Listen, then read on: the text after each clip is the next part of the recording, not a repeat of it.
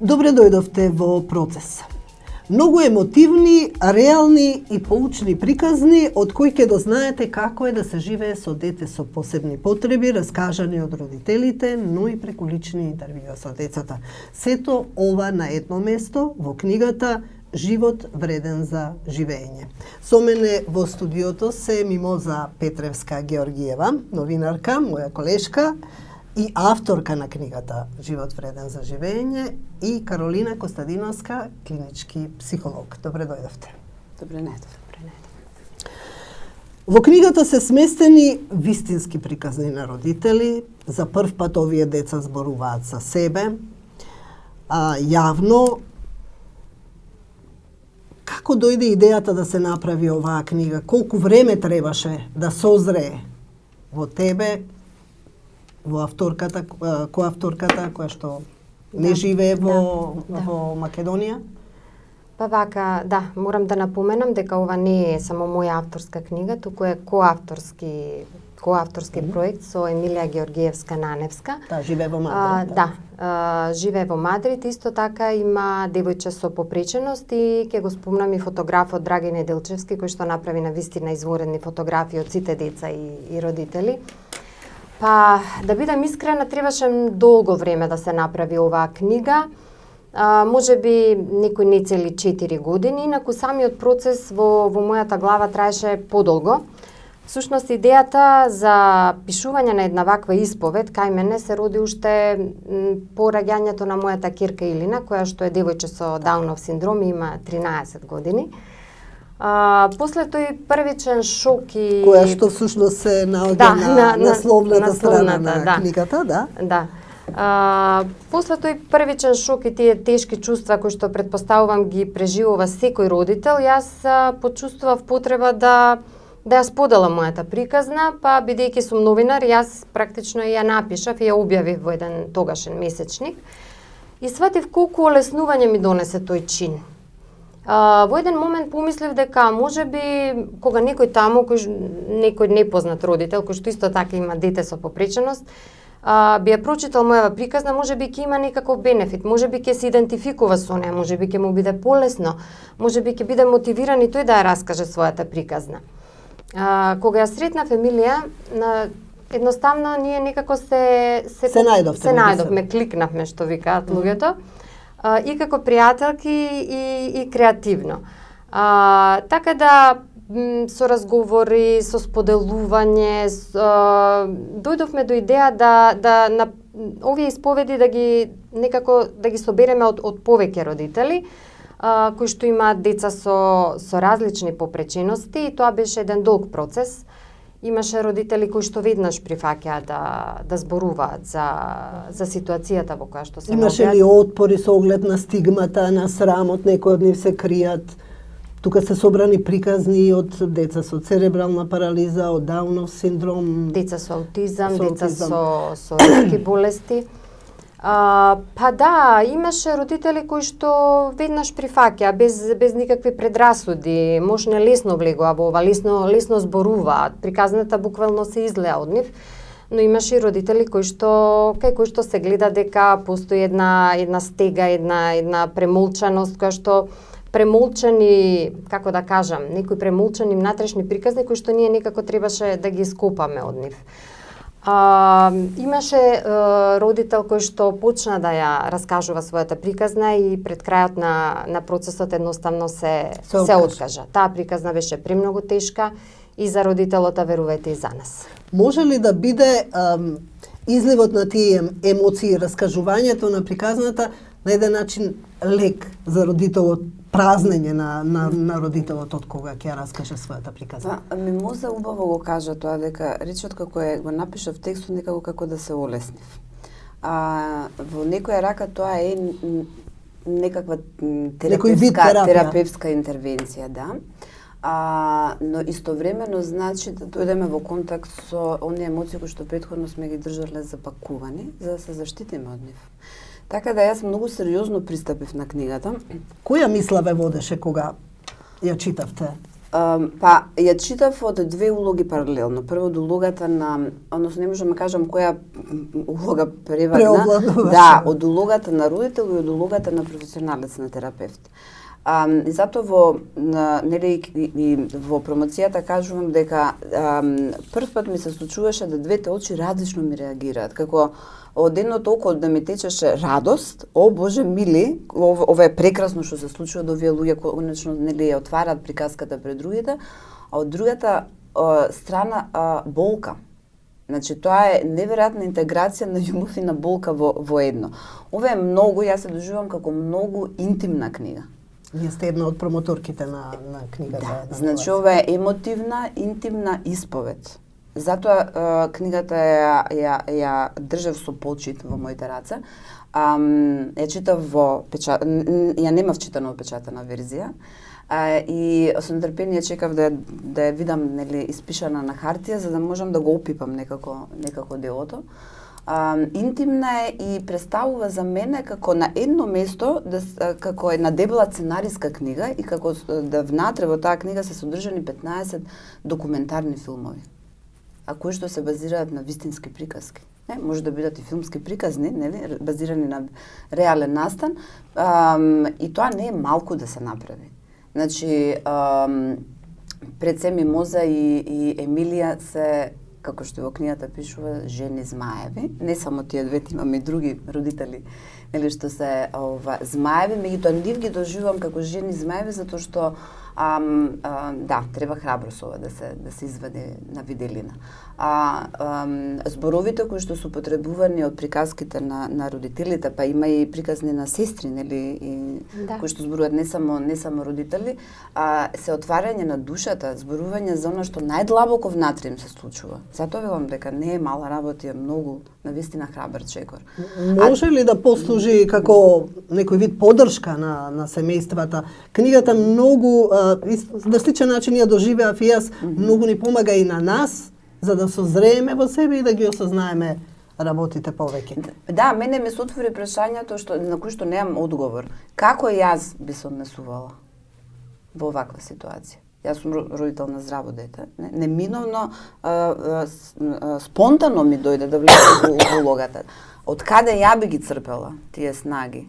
Да, може би токму тоа е и мислам една од мисиите на оваа книга, да даде некаков увид на пошироката популација како е да се биде дете, како е да се биде родител, брат, сестра на дете со попреченост во Македонија во еден период од веков.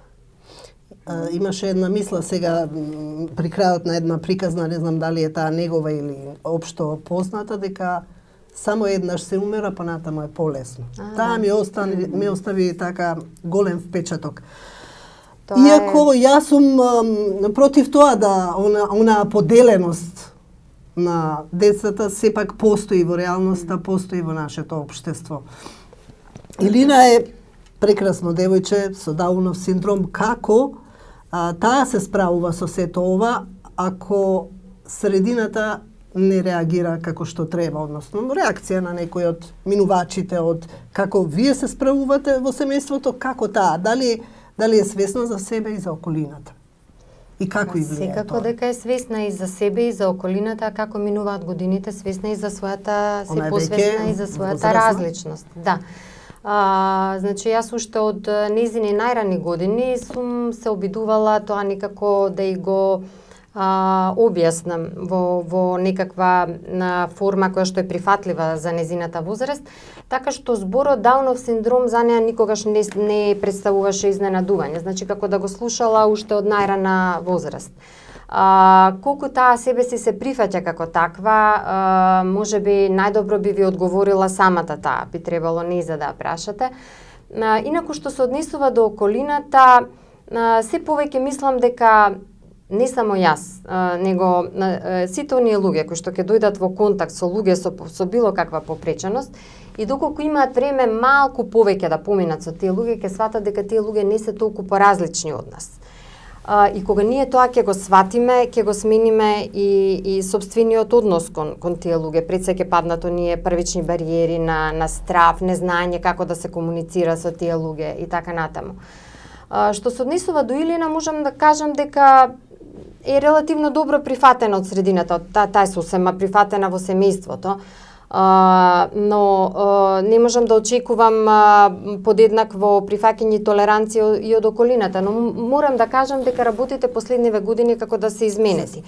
Општата клима како да е сменета, јавната свест е подкрената на малку повисоко ниво, па луѓето дури ако не се толку отворени, сепак имаат една базична толеранција, како да кажам, и прифаќање кон луѓето со попреченост. Не можам да генерализирам, но сметам дека работите одат малку на подобро. Им треба ли психолошка поддршка на овие семејства и колку јавното здравство го возможува тоа? Прашање на кое што сум многу сензитивна, затоа што тоа што општеството во моментот го нуди кон овие деца со хендикеп или со посебни потреби, се сведува на за мене на некој минимален допринос. Кога добивам информации како во други земји се третирани децата, ми ставува чувство на лутина, затоа што сите деца имаат право на таков добар третман. Нашите деца не се помалку вредни, затоа што се хендикепирани, а нивните се повредни. Мислам дека општеството има минимален удел во ова што се случува и не покажува доволно иницијатива и доволно свесност. Ако тоа е така, тогаш размислувам и си велам, тогаш иницијативата треба да дојде од другата страна. Значи, ако општеството не е доволно свесно, треба да го направиме да биде свесно. Затоа што иначе работите ќе стагнираат. Животот на тие деца не може да биде на стендбај, на пауза ставен. Животот на нивните родители не може да го ставиме на пауза, додека општеството се освести. Токму затоа, оваа книга дава допринос во однос на тоа да, точно како што речеме, може да се зголеми на широката популација свесност, се подигне нивото на културата, нивото на толеранција, меѓутоа да потегне иницијативата од тие кои што го имаат проблемот. Зашто од другата страна гледаме дека нема иницијатива доволно. Така да се работи многу повеќе на инклузијата. Оно што мене ме изненади што веќе во светот од степенот на интеграција на тие лица е веќе напуштен, сега одиме на друго ниво, ние каскаме некако, се уште се спомнува терминот интеграција, значи не е доволен тој термин. Има промена дури на терминот не се деца со посебни потреби, туку се деца кои што изискуваат посебна грижа од општеството. Затоа што како кажеме деца со посебни потреби, акцентот се става дека за хендикепот се тие виновни, нели? А во инклузијата веќе се внесува социјалниот модел, каде што се повикува општеството на поинаков начин да реагира кон тие лица. Инклузијата што значи? Значи да општеството стане свесно односно да ги препознае оние потенцијали што кај децата се сочувани, зашто тие деца имаат некои потенцијали кои што се сочувани и да се доразвива, да се стимулираат понатаму. Така да мислам дека гласот на родителите, на кои што да секако дека им треба на родителите многу поддршка и многу помош, се тотално занемарени во процесот. Гласот на родителите треба да биде доволно јак за да биде слушнат. И во таа насока, бидејќи не се случуваат никакви одзиви од другата страна, мислам дека неформалната поддршка надвор од општествените институции, дека граѓанската поддршка би била многу појака и пофункционална. Апсолутно. И баш затоа јас се залагам со некои мои идеи конкретни кои што ќе ни дадат некој реален резултат, значи не да го имаме проектот на хартија, туку да навистина се случува. А околу ме прашавте дали имаат потреба, мислам дека родителите се тотално запоставени. За децата имаат физиотерапевти, во ред имаме логопеди, имаме дефектолози. Се снаоѓа кој како знае, некој зима приватен, некој го користи, кој имаат финанси, ќе се платат и приватен. здравство. Но што се случува внатре во душите на тие родители, што се случува во нивните бракови, колкаво е нивото на стрес, никој со нив не се занимава, што за мене е недопустливо. Мене тоа ме допре, терапевтот во мене изреагира не толку колку кон децата, затоа што тоа се судбини, да, но тука се нивните родители да се згрижат. Ја велам, а кој ќе ги згрижи родителите? Тоа е на впрочем целина. првиот чекор кој што треба да се направи, значи да се згрижат родителите од сите аспекти. Многу од тие родители се практично растргнати меѓу работата, стресот на секојдневието, стресот што го носи одгледувањето на дете со попреченост. Оти никогаш тоа е full time job, 24 часа дневно. Така што на тие родители им треба не само емотивна, на многу од нив им треба и конкретна помош, мислам практична поддршка на дневно ниво. Да, например, сакам во однос на ова да спомнам дека во Шведска постојат специјални програми каде што има вработени кои што доаѓаат дома и се грижат технички за семејствата. Значи, дали детето ќе се изнесе надвор да се прошета, дали ќе се нахрани, за родителот земе малку здив. Да земе пауза, барем тој саат време, да може партнерите да се видат меѓу себе. Се случило ли социјалните служби, здравствените служби да се јават, да прашаат каква помош е потребна, однесете го детето таму, однесете го ваму? Не, јас како родител ја немав таа среќа да ми се случи да се јави некој од институциите и да едноставно да се заинтересира како јас како мајка се снаоѓам со своето дете. Родителите се оставени во тој лавиринт од институции самите да лутаат. Популарно е сега здруженијата, невладините организации, да. И ние медиумите кои што ја создаваме јавната свест, се обидуваме малку да ја подигнеме на повисоко ниво. Нема да излажам ако кажам дека единствената поддршка и помош ја добиваат од најтесното семејство и родителите меѓу себе. Силно се поддржуваат. Значи, низ годините некако проблемите со кои што се соочуваат се повеќе ги поврзуваат, ги сплотуваат и тие понекогаш функционираат и како едно големо семејство, како да кажам. Но се случува многу бракови да не може да го издржат товарот. Од сето тоа едниот од родителите, од супружниците заминува. Да, некои истражувања во Америка кои што се правени велат дека 65% од браковите во тие семејства се обременети од проблемите со состојбата на детето. Тоа е многу висок процент. Висок е исто така процентот на разводи.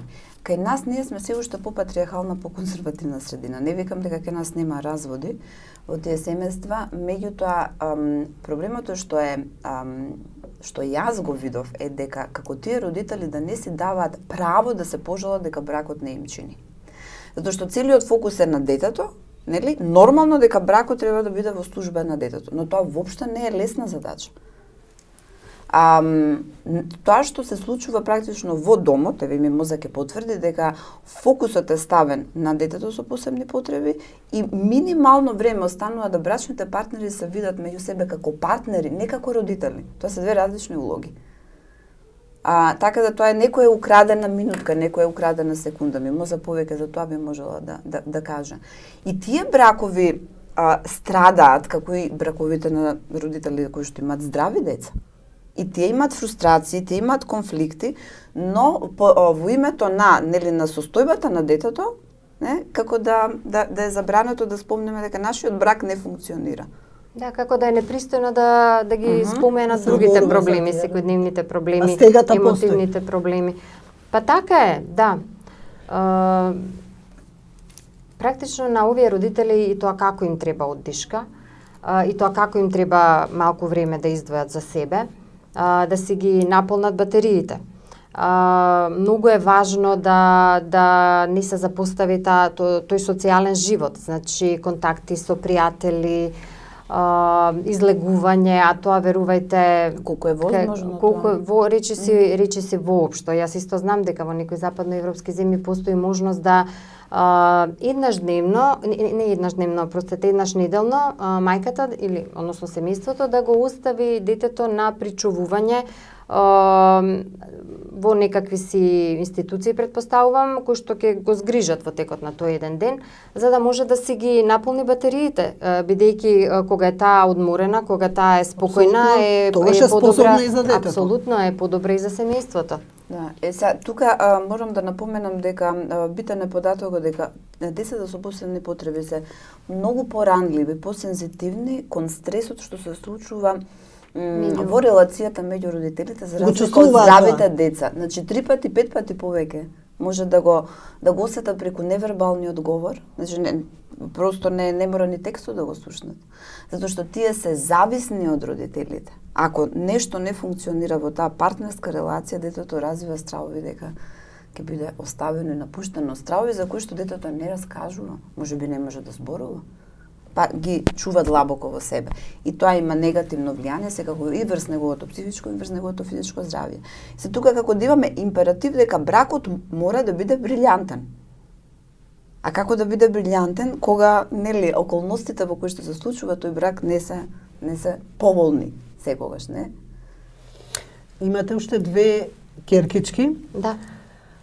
Дома сигурно ви е многу весело. Каков Ние е нивниот однос со Илина, како Па јас не гледам некоја разлика меѓу нивниот однос и односот помеѓу другите браќа и сестри кои што се редовни деца, како да кажам. Сега ние имаме една малку специфична ситуација што на Бисера и Илина се близначки. Значи, тие се родени во близначка бременост и можам да забележам дека кај сестрата близначка на Илина, кај Бисера има една изразено заштитнички однос кон незината сестра.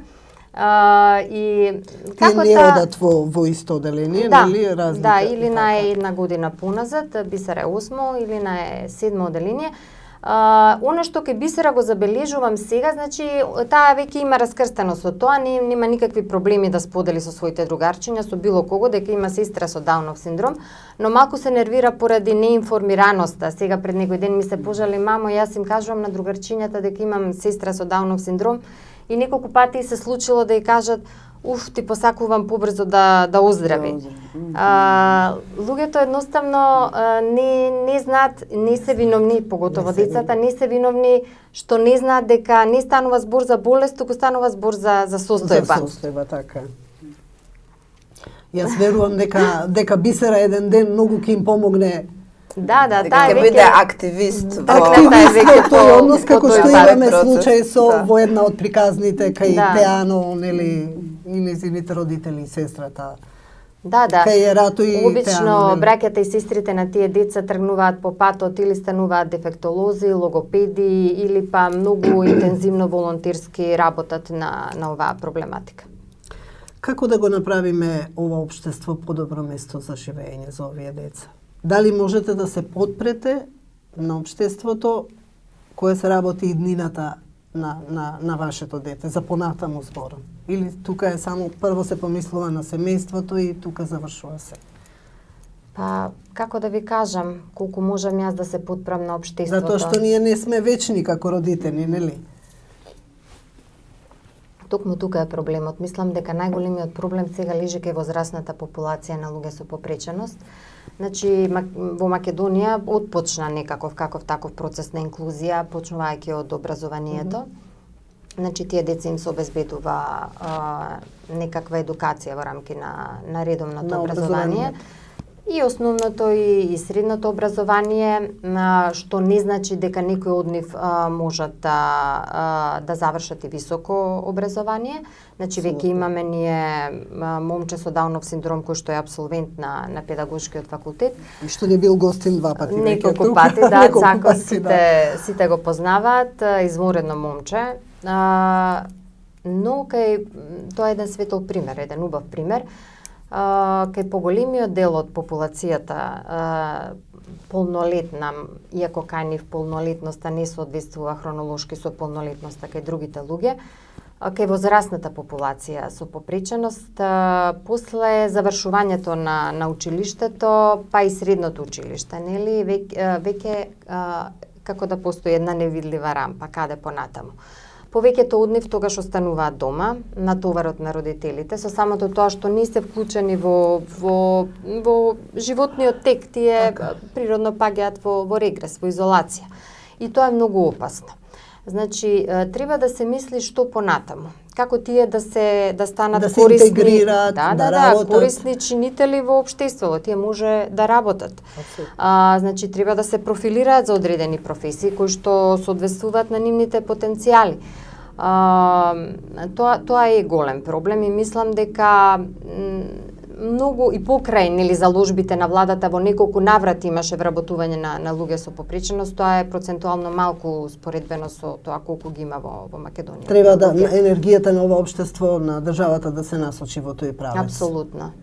Тоа би било вистинска интеграција, кога тие луѓе би можеле да работат и да живеат од својот труд. А понатаму, нели, рековме, не сме вечни, што по смртта на родителите, во светот има модели на заедничко, заедничко живеење под надзор и има модели кои што треба да се разгледат и да се применат. Она што веќе постои кај нас ми се чини дека не е воопшто прилагодено, бидејќи има нели деца кои што се во многу тешка состојба, кога ќе станат возрастни, некаде треба да се сместат кога ги нема родителите. Такви институции јас кај нас. Па освено на дневно згрижување на ниво на дневните центри, каде што ги оставаат на некакво причувување неколку часа. На трајни институции, затоа што некои семејства навистина имаат потреба и од такво нешто. Или ќе има. Да, но и тој пат е процес. Ние не можеме да очекуваме тоа утре да се случи, но треба се треба да размислуваме темелите за да тоа се случи нели во иднина. Инаку би биле крајно песимистички кога би замислиле дека тие возрастни би останале на улица, или во своите колички. Во крајна линија, ако формалните институции тоа не го дозволат, најверојатно ќе се пронајдат начини, нели, канали кои што тоа ќе го направат на друг начин.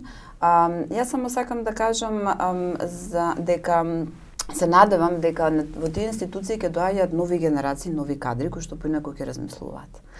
Значи, ако веќе нивото и свесноста се подига и културата повисоко, дека ќе се појават умови кои што ќе размислуваат широко, значи светски, европски, така е, значи ќе донесат искуство од други земји, можеби нема да биде тоа на ниво на високо развиените земји, во ред не мора да биде некако да се почне.